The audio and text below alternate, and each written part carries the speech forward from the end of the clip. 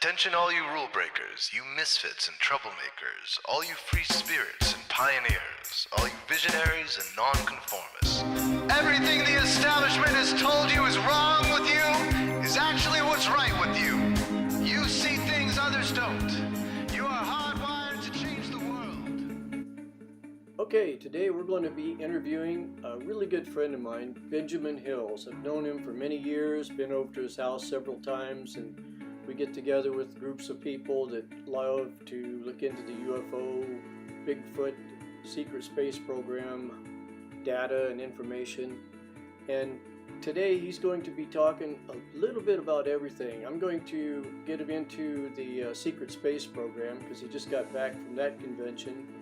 And he goes to a lot of the UFO Congress, UFO conventions, and he's been into this for many, many, many years. He's a bundle of information, so you're going to have to hang tight with me here because once he gets going, the information starts rolling out. And I would really suggest you sit back with a pencil and paper and take down some of the information he's going to come up with and follow it out because it can take you down some really, really interesting paths in life.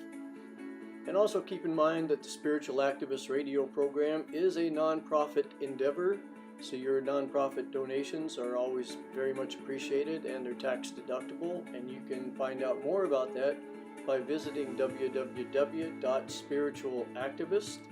And also keep in mind that I'm also the publisher of Lotus Guide, which is www.lotusguide.com, and where you can find even more information. And we're located here throughout the North Valley. And I think now we can hear from Benjamin Hills.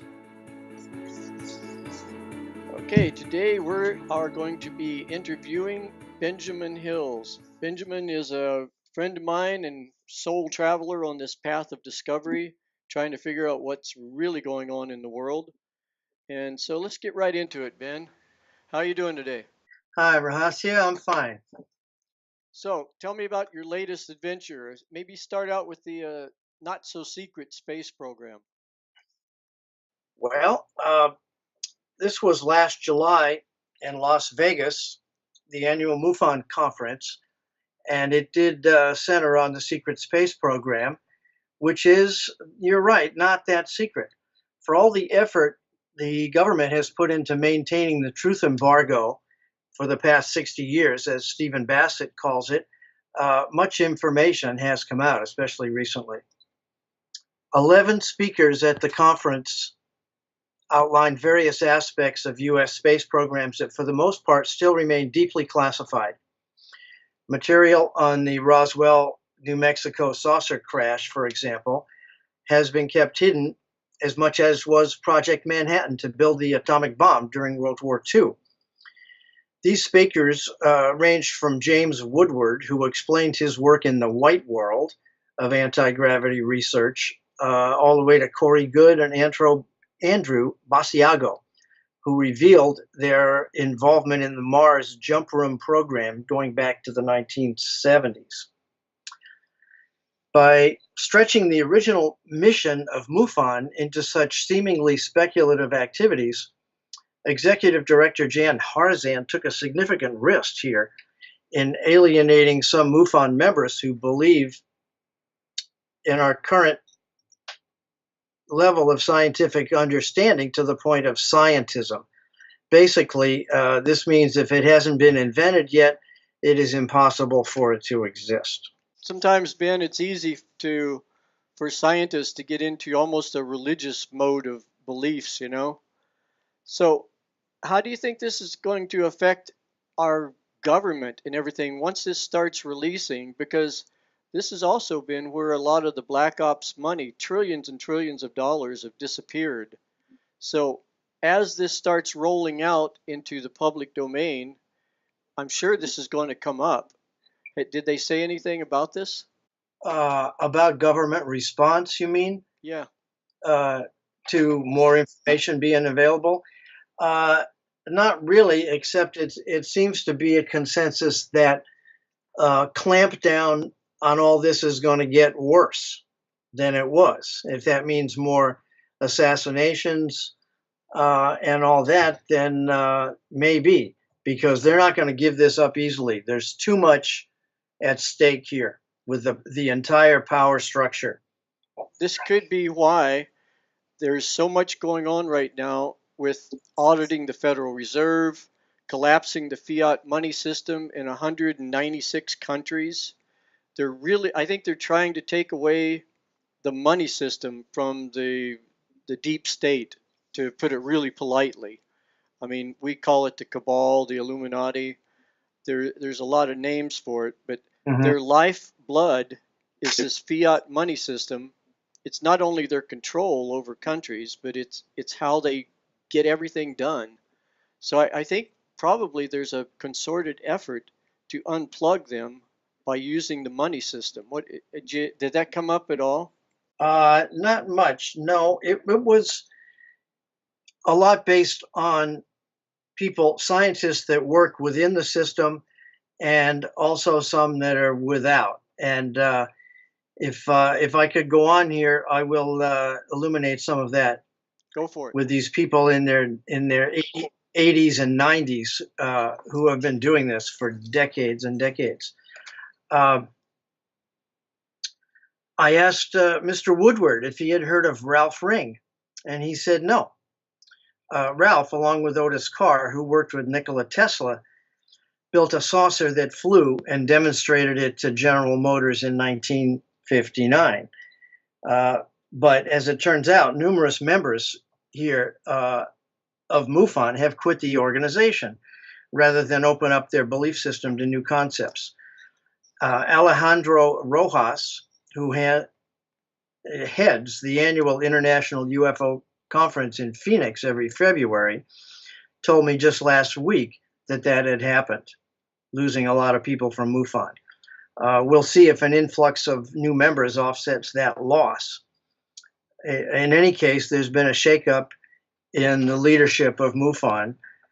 Some directors leaving for the opposite reason, that the outlook of management was too restrictive. So Mr. Woodward, he said that DARPA had established a 100-year project to go interstellar. And NASA, this was in 2011, NASA offered to give them $1 billion in 2016, but they said, no thanks, we already have enough money to work with. Another 100-year project comes to mind, that of gray ETs who reportedly intend to take control of the Earth through hybridization with humans. That started in the 40s, so we're most of the way there. And it's been the way of all ET civilizations for millions of years. We are just getting on board. Now, some other players in propulsion development are the Austin Institute for Advanced Studies and a man named Mark Millis, who claims he's found a breakthrough. Now, the EM drive is one that is seen as the way forward in not so classified work done by Chinese and the U.S. Bigelow Aerospace, and also the Technical Institute of Dresden are working on anti-gravity propulsion.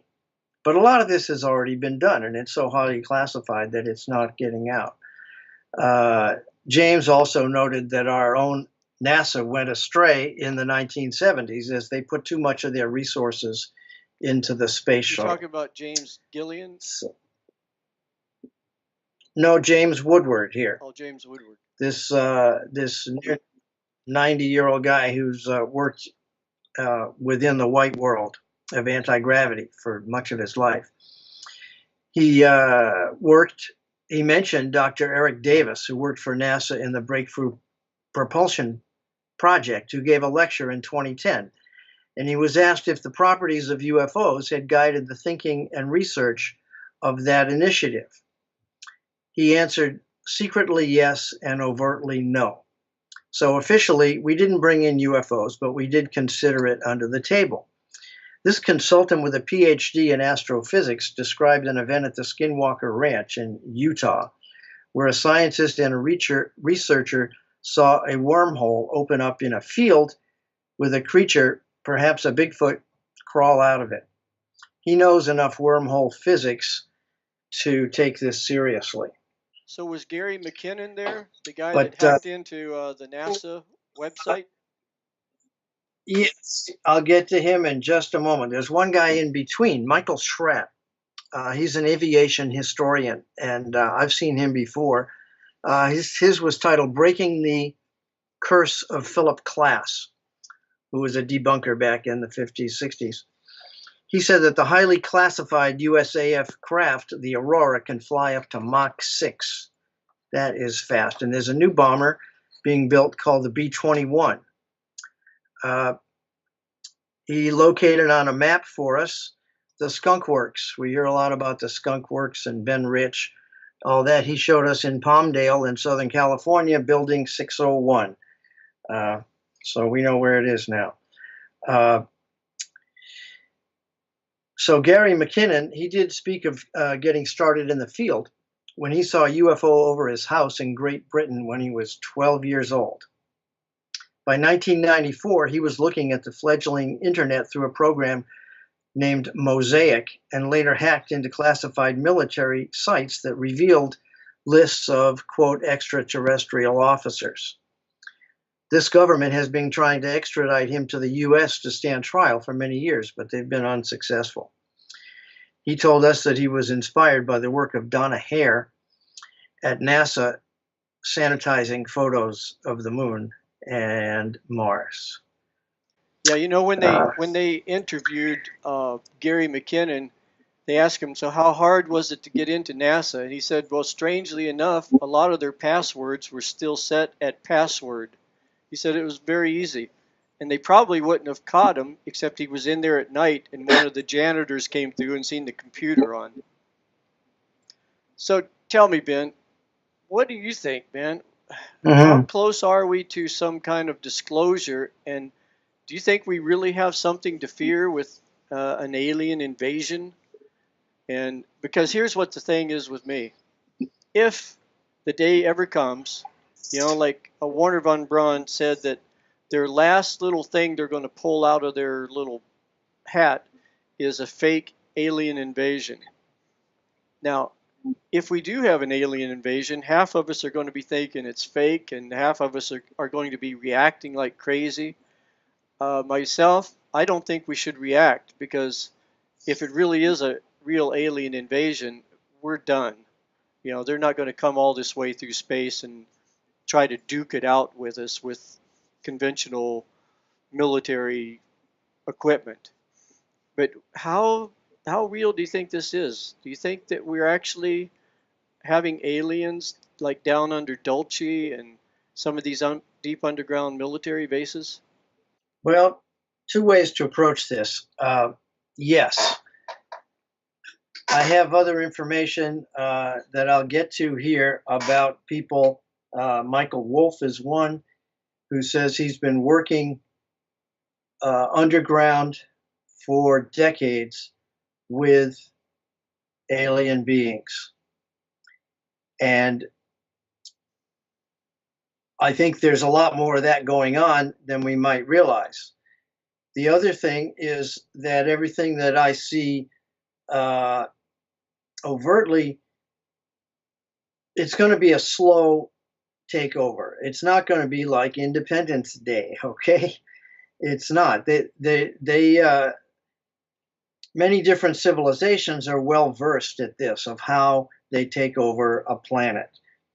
And so they know what they're doing, and it'll be fairly painless compared to an invasion militarily, I believe. But the real disclosure is being done by, there are groups, small groups popping up all over the place, including more and more people. Costa Macraeus, a very nice man I met up at the ESETI conference earlier in July, has a number of groups all over the country and the world that are patterned somewhat in CE5 protocol that Stephen Greer has developed. Well, Costa has 11,000 people in his group. He's just been working on it since 2010. And so every month there's a Saturday, just like Stephen Greer, where groups get together and do group meditations and all kinds of things to make contact with extraterrestrials. And this is working. So I think the ETs themselves have to realize that they're making progress and that it's good. And there's a bunch of us here who are not resisting this, but are coming out and saying, "Talk to us. You know, we'll play the game here." Right. Yeah, because that's what I'm thinking too. If we are interacting with aliens, what was the guy's name at the UFO conference? Dr. Jacobs? Yes, Yeah, yes, I he was remember. yeah, he was telling me that out of all of the research he's done at this point in his life, he's really concerned because it's no longer fun doing the research he's been doing. It's actually getting a little scary. And we were talking, and it came up that if they do start interacting with us and we have a choice either to get annihilated or work with them, we might as well work with them because that might be the next step in our evolution as a human species. What do you think about that? Well, it certainly is the next step in our evolution. And I've done a lot of study with artificial intelligence and how fast this is moving, and how, as yet, we're not using the model of alien civilizations that have been already taken over by AI in order to see where we're going. Now, Jacobs himself, I had a small interaction with him in a cocktail party there, and I found him to be really arrogant and just I don't want to talk to that guy again. And he's in real contrast to Barbara Lamb, who I am somewhat friends with, and has done uh, similar but different regression therapy work for 15 years. She's worked with something like 1,700 different people who claim to have been abducted. And hers is overwhelmingly positive.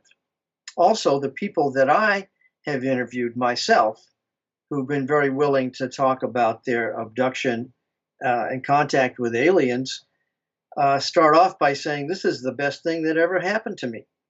And the information that they got was rather reassuring as to intent.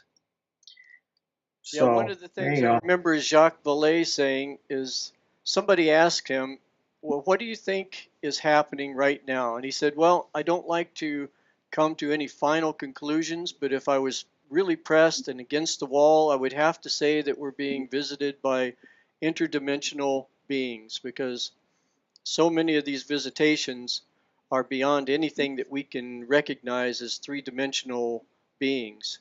They seem to come and go at will, appear and disappear, go through walls." And he was also saying an interesting thing too. And so many of the people that he had talked with, and Dr. Jacobs said the same thing, when these beings would come into their room, they would touch something on their belt buckle and touch the person, and then they would go through the window or the wall or the ceiling. And what makes that interesting is there's so many people saying the same thing that they weren't broadcasting this, they weren't publishing this little pieces of information. So it sort of adds to the validity of what's going on lately. I have heard that little thing about the belt buckle too. Yeah. Not sure where, but um, so I'll get into Richard Dolan a bit if you like. Yeah, Richard Dolan, Uh, he's a pretty good researcher. he is, and I've followed him since he became public. I've got right on my shelf here and read every book that he has published on the UFO phenomenon. Uh, he spoke with the title of Implications for a Secret Space Program. And he published a lecture in a booklet that I have last year, and yet he added a lot of new information. His opinion is that space will never be demilitarized. It's too late for that. We already have a number of satellites up there that are capable of destroying other satellites. He says we've got 24 of them that are tracking UFOs in our atmosphere, and that's just us. And the Chinese and Russians, of course, have plenty more. He said plans were started in the 1950s for military bases on the moon, and I've seen those. One was called Project Horizon. But back in 1960, images of artificial structures that were gotten by Earth-based telescopes were what inspired President Kennedy, JFK, to say in 1960, we are going to the moon. And the other thing. And the other thing, yes, because it is hard, not because it is easy, but because it is hard. I've always wondered And what he meant by he set the up other thing.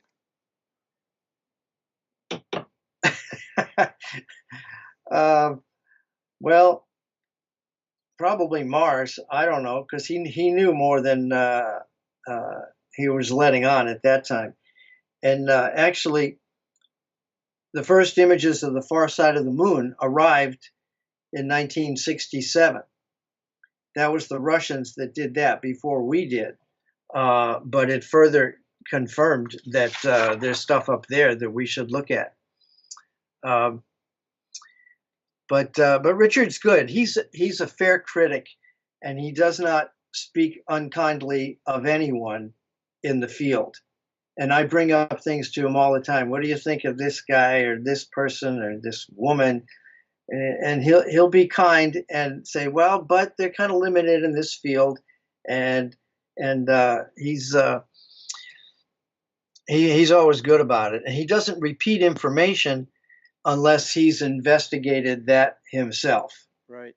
So it may be a little less far-reaching, the information that we get from Richard, but you can bet that it is more substantiated and perhaps a higher percentage of truth than some that we get from other people. But his interest, you see, extends into the political realm. You listen to his Monday night show at 5 o'clock from KGRA, and he often goes into the politics, the whole cabal, the whole big picture, and maybe a little bit about how the UFO thing is involved in that. But he understands the whole thing with the financial control and all that. He doesn't appear to have any other agenda except finding the truth. At this point, he is maintaining his skepticism of age regression technologies, the stuff that's been coming out with Randy Kramer and Corey Good. That's stretching him a bit. What's that about? What's that about? Well, the Andrew Basiago talks a lot about this too. He was part of Destination Mars, the jump room project that was initiated in the 70s. And there have been a number of individuals now who say they have been there, did a 20-year project, and then teleported back to Earth, and age regressed. So they're right back to the age they were when they left. So it appears to any observer on Earth that they did nothing. They couldn't have been anywhere because they're the same age. So this whole time travel thing is a bit of a stretch, but I can get into it more with some of these other people that present it. Carry on. Okay. There was Dr. Robert Wood, not to be confused with this earlier man, but he's a man old enough to have hired Stan Friedman and McDonnell Douglas way back in the 50s to beat Lockheed Martin on projects, and he spoke on Sunday. Now, Robert Wood earned a PhD in physics, and he worked in aerospace until 1993. Some of the little-known facts that he presented were, number one, a document from the CIA proves their intent to kill James Forrestal in the 1940s. Now, Richard Dolan wrote an article in 2002, I believe, that also pointed to that conclusion. And you can find that on the internet. That's worth a read. All the discrepancies from the official story of his death. Number two, in the wake of the Lee Harvey Oswald case, the CIA invented the phrase conspiracy theory. It's been used ever since to discredit everything except the official story of anything. Number three, a saucer crash at Cape Girardeau in 1941 provided information that helped us to develop the transistor. It took a while, but that's where it started. And number four, and perhaps the most difficult to accept at this point, is that the Germans sent an anti-gravity vehicle called Haunebu to the moon in 1942. This is not so outrageous in the light of Michael Sala's lecture on Nazi activities in Antarctica, which I'll get to later. It was the day after, the Monday, after the two-day conference. And a lot of study, I wrote a whole paper on the Vril Society, the women that were working on flying saucers in Germany back in the 1920s that included time travel. So there's a whole lot there. Questions?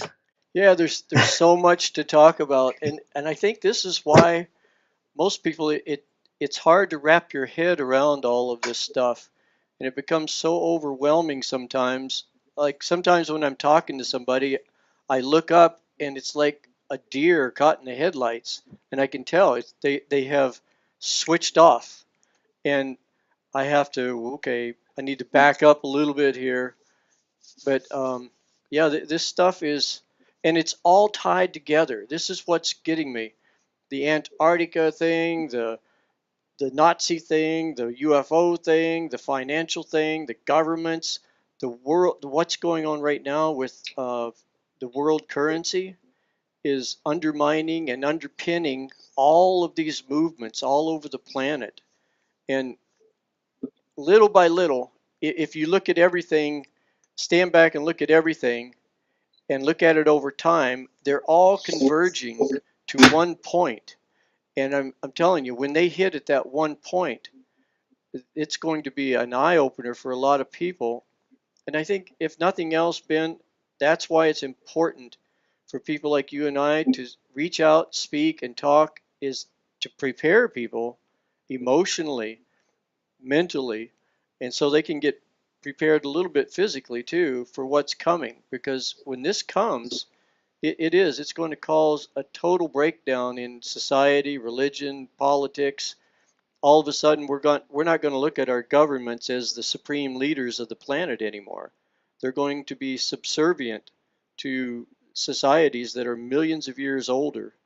And when all of this starts unraveling, I think it's going to be important to keep people informed as much as possible, because this is going to be, you talk about cognitive dissonance. This is going to be tough to wrap their heads around. Well, yes, and I have taken this on, as you know, as a major mission of mine now for 6 or 7 years, although my history really goes back 27 years. So, yeah, I'm on board with you totally. This is what I'm glad I have the luxury to be able to do this in my life at this point. I'd like to talk a little bit about what I thought was one of the best presenters at the conference, and that was William Tompkins. He presented much controversial work from his his work in the U.S. Navy since the 1940s. Now, his most recent book, Selected by Extraterrestrials, published in 2015, revealed extraordinary design work with Nordic women who were able to download anti-gravity propulsion plans from off-planet. And he also worked with Jack Northrop on planes to fly in space. His father was a 33rd level Mason, as my dad was. And he worked as a space scientist his entire life. That's another story. But now, unfortunately, Bill died since then, just August 21st, the day of the eclipse, early in the morning. He died of what was called an inoperable blood tumor. And whether that fits into this typical assassination of people who know too much, I don't know, because he was 94 years old, and it could be totally natural causes, or these other forces could realize it just takes just a little bit of a tip to the side in the health of a person that old, and they'd be gone. I don't know. But when I saw him in July, he appeared to have enough vitality to have a lot more energy to share in this regard. And as it turns out, his publishers have said that they have enough material from him to publish a second volume of this book that will include a lot of autobiographical material and the development of the space program, secret space program that he was involved in. So I'm looking forward to reading that. He showed up that was Sunday, and then the next day, Monday, at Michael Sala's workshop about Antarctica, he showed up in the morning and sat there in front row, watched for a while, but then he had to go catch a plane home. I certainly would have had a conversation with him right after that first break if he didn't disappear.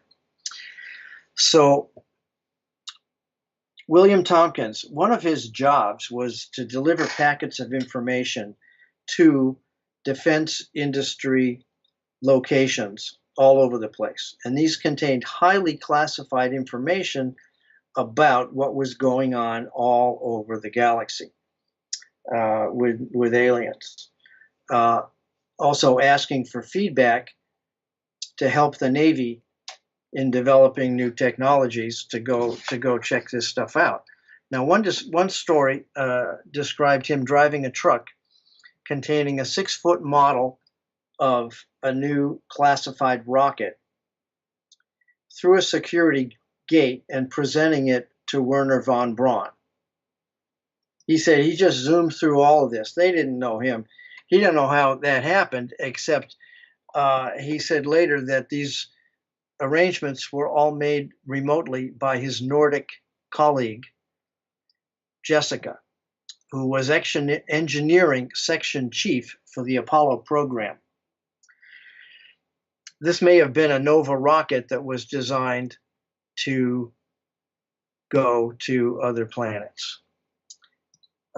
Another thing that he did was design the vertical assembly building at Cape Canaveral, the VAB. Now, my dad pointed this out to me as we toured the facility in 1962. He told me that thing over there is the biggest building in the world. And at the time, it was, and it's nearly that still.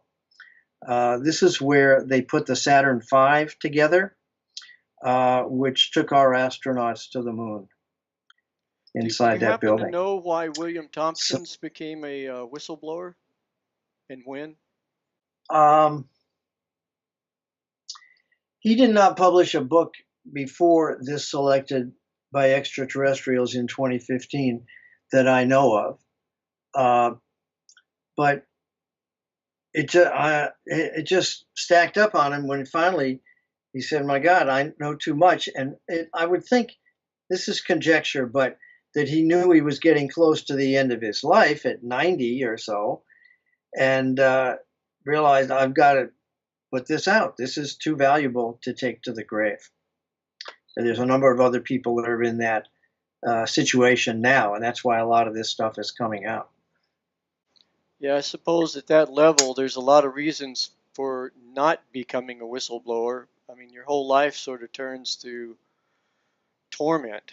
I was talking a little bit to Kevin Shipp, the CIA agent, and this has not been fun. They poisoned his family, they poisoned him. He had to get all kinds of heavy metals taken out of him, but he said something very curious, and I think that's something good for all of us to remember. He said they actually had him on the run. He was getting up every day, fearful, and he was definitely playing defense. But it all changed when he got up one morning and said, hell with this, and walked into the director's office and said, you know what? Everything you taught me to become is coming after you. I'm done. I'm done being fearful. I'm done running, and I'm going to start talking. And now he's just talking all over the place. He said the moment he did that, they let him go. They stopped following him. They stopped. And it brings up an interesting point, because if these people are anyway connected to reptilians or Dracos or anything like that, it seems like they feed on negative energy, on fearful energy. And I think that's probably a pretty good goal for people like you and I to remember, not to get fearful, and always be in our heart, and remember that love is an energy that it would be hard for them to combat that. Yes, I do pay attention to that dynamic. And with all my study with UFO stuff, I also have a spiritual teacher that I go to every 2 weeks, very regularly, twice a month. And we work on the whole spiritual thing and our energy and love versus fear. So I don't want to be intimidated either. I kind of stay low profile. But what the dynamic that I've seen is that people who act as you just mentioned, where okay, I'm not going to take this crap anymore. They're also at a point of reaching somewhat of a public persona. They've published a book. They're out there giving lectures or whatever. And once they have done that, they're pretty much left alone. The vulnerable place is people that are just beginning to come out and are not known enough, and they can be snuffed without it being a big deal. If Stephen Greer at this point was snuffed out all of a sudden, it would be a huge news deal. Yeah. So I guess some of us are trying to get to that point quickly. David Icke told me, he said if it wasn't for the fact that he has become so popular, he'd probably be dead. Mm-hmm. Mm-hmm. Yeah, I think that's true. Because you've got people, the next guy I was going to talk about, Mark McCandless. Mark McCandlish. He explained the propulsion system on stage there for over an hour of a spacecraft called the Flux Liner that he built. And it used rotating cylinders that circulated both liquid and vapor mercury to reduce the mass of the ship to near zero, so it could travel 1,000 times the speed of light through using toroidal vortexes. And he went way into this. Now, in 2012, a film student at the Savannah College of Art and Design made a film about all this titled 0 Point, the story of Mark McCandlish and the Flux Liner, for his Master of Fine Arts degree. Rahashi, I gave you I will, the internet address for that whole story because it's quite good.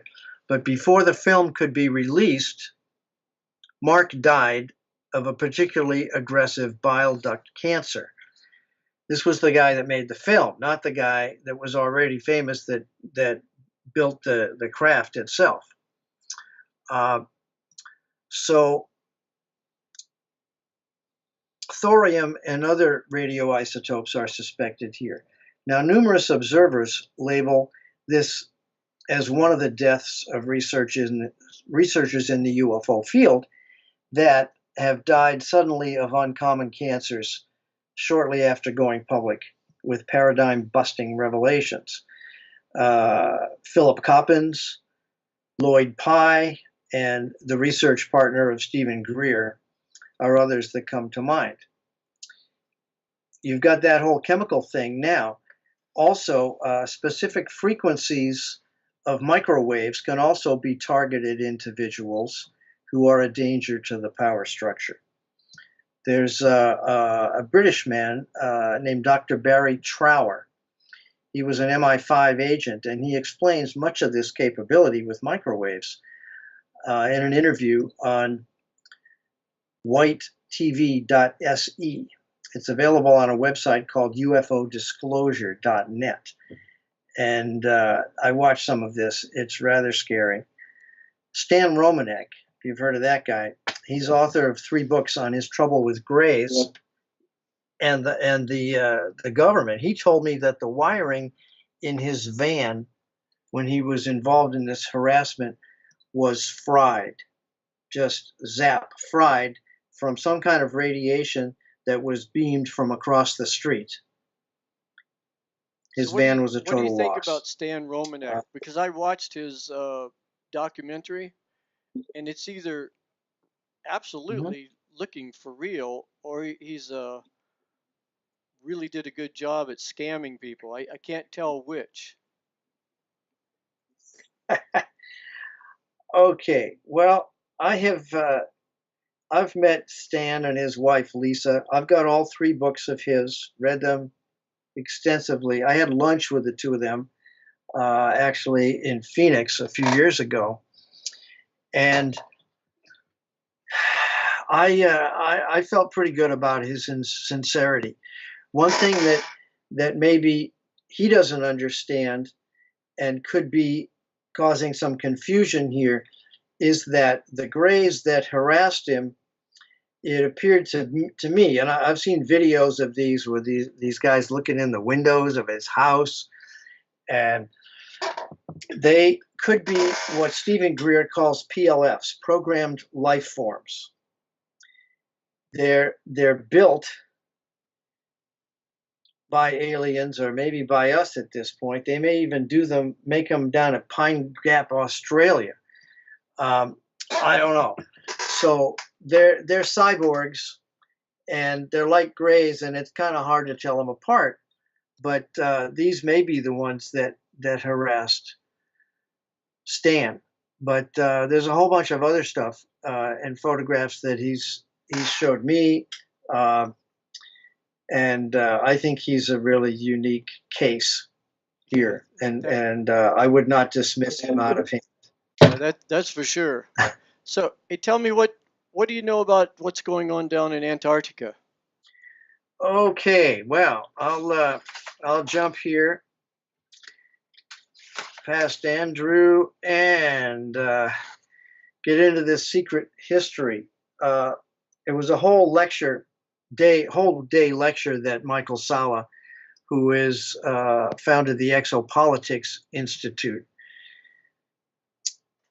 gave, and his major points were that Hitler had included the colonization of Antarctica in his 1936 economic plan that he put out. And actually, Germany had done some forays into Antarctica before Hitler came to power. They actually started developing the continent in 1939 by building submarine bases down there. FDR sent Admiral Byrd with 2 ships to see if Germany had violated the Monroe Doctrine by building this. But it was determined at that point that the establishment of New Schwabenland was actually in the Eastern Hemisphere, so that they couldn't go after the Germans under this Monroe Doctrine law. But then he went down there again in 1947 with a whole fleet of ships, thousands of men, Operation High Jump. We've heard of that, but it was largely destroyed by the Nazis, assisted by extraterrestrial craft. Now, a little bit of other correlating information here. Remote viewer Joseph McConigal, who's quite good, he saw a silver arc in his remote viewing that may have brought Martians to Antarctica many thousands of years ago. This goes way back. Corey Good agrees with that assessment, and he was taken there last year for a tour in Western Antarctica of a number of bases of what's called the Interplanetary Corporate Conglomerate along the Western Rift Zone. Now, they harbor numerous global companies such as Raytheon, Boeing Aircraft, Pratt & Whitney, and Lockheed Martin, who was given a contract in 2011, according to Michael, for logistical support of this whole development of the Western Rift Zone. He also gave an extensive presentation of ancient history of races around the Earth known by the Greeks and Egyptians. There were apparently humans on the Earth before there was a moon orbiting around the Earth. And some may have lived in underground caverns in Antarctica. Recently, pyramids have been emerging through the ice, as well as ancient ruins of stuff like this. They've been on that for several years. Jim Morris also affirms the suspicion that the Fourth Reich is alive and well down there. And you could look up more about this in the Exopolitics Institute website. But now I'll go a little bit to the other side. We may be finding out more soon about these mysteries, as a German scientist has very recently developed a photon emission system that could reveal underground channels in Antarctica and actual submarines parked. But he's afraid for his life to go public with this information. We'll see. But nothing in this field of nefarious military activities is agreed upon by everyone. I came across an article written just a few days ago by Daniel Oberhaus on a site called motherboard.vice.com. He writes on March 12th, 2017, of a marine biologist and oceanographer at Cambridge named Colin Summer-Hayes, who published a formal paper in the journal Polar Review over a decade ago. In it, he outlines the many rumors and theories that have sprung up since World War II and persist to this day, that the Nazis still have submarine bases and underground facilities there. While acknowledging that there's an element of truth in all these tales, he ultimately concludes that the Nazi presence does not exist. You have to make up your own mind here. A viewing recently of the History Channel's Hunting Hitler series. I've been watching that, and that brings much evidence to the contention that Hitler did not die in that bunker in 1945. That customary story has been broken down very much, and for me makes the point completely that no, he escaped to Spain, Argentina, and ultimately Chile, and that's rather close to Antarctica. So he could have been directing things down there through the 60s into the 70s. Even. Yeah, it really hunting. surprised me, Ben, when I found out that originally how we even found out that Hitler committed suicide was from Hitler's own propaganda machinery.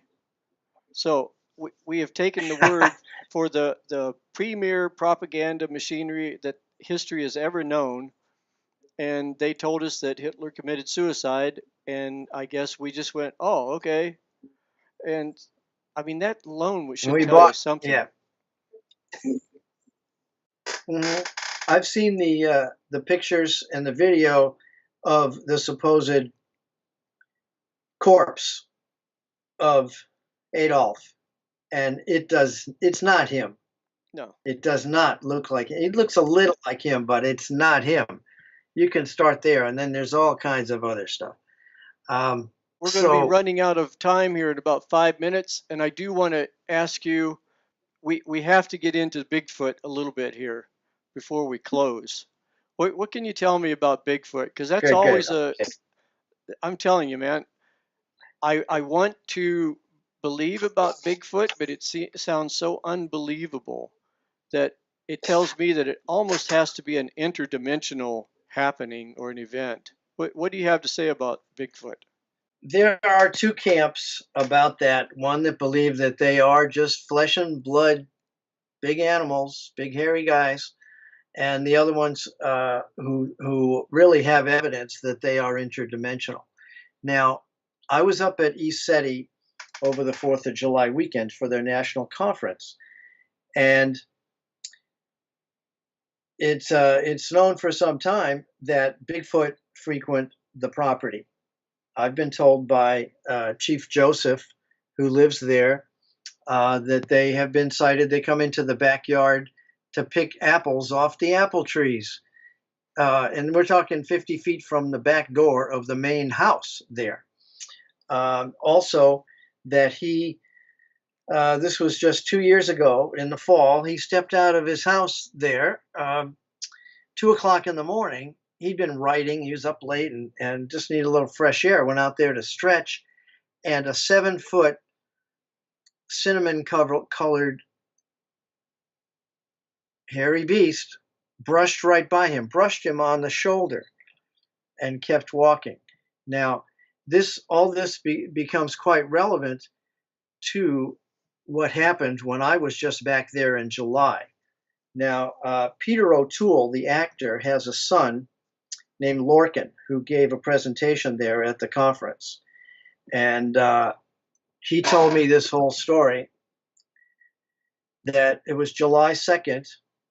We're all there, Sunday night, 3 in the morning, and he's walking along the road, the little gravel road, not far from the main complex of buildings there, and they hear a crunch. He's got a friend on either side. They hear this crunch like a pine cone being crushed. There's a row of pine trees along there on that road. And so they stop, they link arms, and they slowly walk towards this because they know the history of this stuff and they're not worried for their safety. At that point, however, they hear these 3 big grunts come out from like 20 feet in front of them. So they figure, well, maybe, all right. So they back off slowly. And there is a moon over their shoulders, a 3/4 moon, but it's rather low in the sky, but it still can illuminate. And they see this 7-foot dark, hairy beast walk out into the moonlight right in front of them. And it just goes off and it walks towards my truck, which is parked about 50 yards away from this, where I'm sleeping. Now, I didn't know anything about this until the next day when he came out with this story and told us all. And actually, he was interviewed by Jimmy Church the next evening on his radio show out of KGRA, Fade to Black. So it's out there completely. And so this is the closest thing to me personally that I could call a sighting. Yeah, and these stories go back for actually centuries, and they go back on every continent, whether it's the abominable snowman, the Yeti, Bigfoot.